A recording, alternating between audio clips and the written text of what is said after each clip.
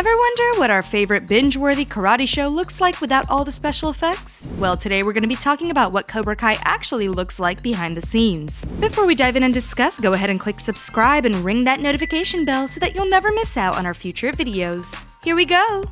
Cobra Kai is amazing at making the viewer feel like they're not only living in the current world with all their favorite characters, but also keeping the nostalgia of the original Karate Kid franchise alive and well. We see the rivalry between Daniel and Johnny evolve over time, and by watching Cobra Kai through Johnny's perspective, you're kind of not sure who's the good guy or the bad guy anymore, which makes things that much more interesting. They're so good at bringing in flashbacks from 30 plus years ago, and we get to see their memories from a time we all know the Karate Kid took place. In the first episode of Season 1 of Cobra Kai, they hit us hard with nostalgia as we relive the Daniel vs. Johnny All-Valley Championship fight. But here's where things get tricky. Did you notice that something looked off, or maybe even altogether different? Like maybe they edited or colored the scene differently, or had some kind of special effect to be able to change and shift certain things? Or maybe it was just pure movie magic? Nope, here's what actually happened. This was actually lost and forgotten footage from the original Karate Kid film that was recovered only during the filming of Cobra Kai, and perfect to use as the alternate footage we now see. This is absolute gold since it was shot differently with different angles and the fight scenes were much longer, which is of course always better. The decision to use this footage really adds to the show, and they set the stage for an amazing show right from the beginning. This next example gives you a glimpse into the world of shooting and how they are able to make things look so real. So remember that epic drink-off between Sam and Tori? That scene was intense, friends. They had to stand on one leg on those stools and keep drinking. Well, despite how awesome it might be to learn that the actresses pulled off the feat without any help, that's just not very realistic. They have to be protected, or the showrunners are definitely going to catch a very expensive case.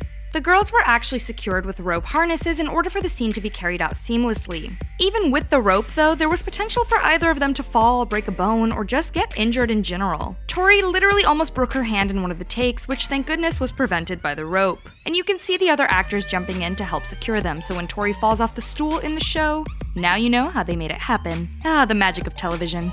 Well, since we're on the subject of needing a little help to perform a stunt, let's talk about Mary Mauser playing Samantha LaRusso in that super chaotic and awesome mall fight. This was of course the scene where we witnessed a ton of the characters fighting against one another, and for the most part, the actors performed their own stunts for the fight. But there was one move where Sam seems to have defied gravity, and although we would have loved to find out that she did it all on her own, there was actually a wire harness that attached to her to give her a little lift while performing the stunt. It's pretty sick either way, and we don't think her having the harness takes away from the scene at all, since the decision to do so added a little bit of that intensity to the scene that we love in film and TV. But friends, that mall fight was crazy. What did you think about the scene, and did you know that they used a harness to help her defy gravity? Definitely let us know in the comments. You'll be happy to know that the actors on set are actually trained in various forms of martial arts in order to carry out their stunts on the show. Most of the time we hear about VFX or CGI making it look like the actor is engaging in these intense fight scenes, and it's disappointing to find out that they're not actually well versed in the art form or stunts at all.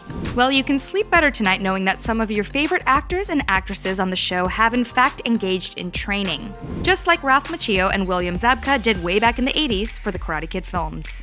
So most of the cast members were trained in boxing and stunts in order to perform on camera, but there were some whose martial arts training came in handy on the show. Tanner Buchanan, who plays Robbie Keane, had been training already in the art of Taekwondo.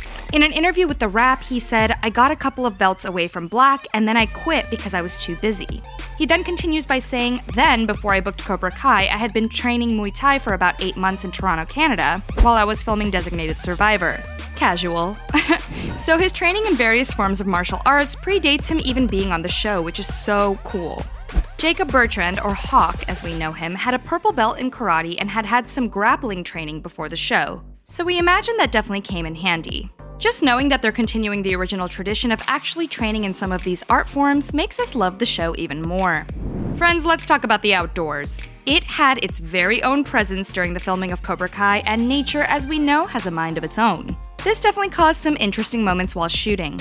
While Miguel was fighting Hawk in the forest, yeah, people, they were actually in the forest, so you can imagine it was not very fun for them trying to get all of the fight choreography right, while also dealing with the natural environment around them. And yes, the actor who plays Miguel did in fact get mud all over him while filming that scene. They had to do a lot of waiting around as well until they got to shooting their scene, and I can't imagine hanging out in a forest was very fun, but they handled it like champs. Not to mention how many times takes were interrupted because the actors had to endure bees, moths, spiders, and lots of mosquitoes.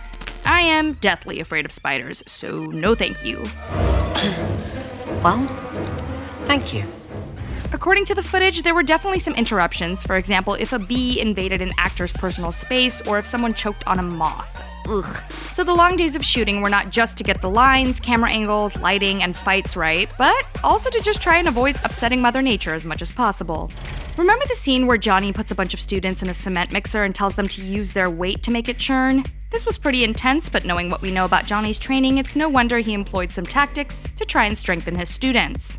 Well, we were wondering whether or not this was actually real since, well, that seems pretty freaking hard. And after we saw John Hurwitz's post on Twitter saying, "That day we threw a bunch of kids into the back of a cement truck and a cement fight broke out," we just had to know how it all happened. Well, apparently the cement truck didn't actually look like the way they made it look in the final cut. The real one actually had spiraled edges so that it made it easier to keep the cement moving, mixed in with sand and water. So it was actually just a huge cylinder with cement in it and a camera on one side. It's amazing when you think of the vision it takes to bring something like this to life and make it look like it's real.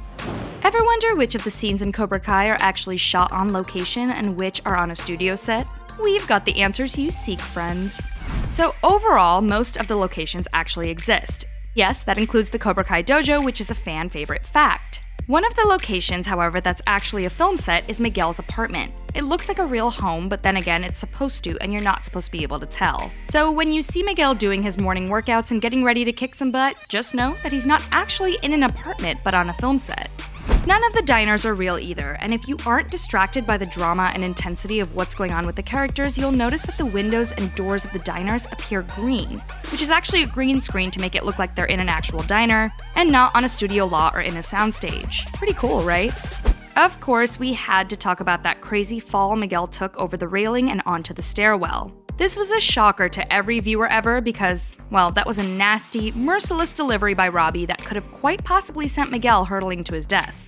Well, he was actually secured with 2 strong poles that were installed on either side of the stairwell, so there was no way he could have actually been hurt. In addition to the poles, he was also further secured by cords and ropes that allowed for movement so he could look like he was falling, arms flailing through the air. And although it looks like slow-mo, that's pretty much how slowly they lowered him and the ropes down. It all makes sense now.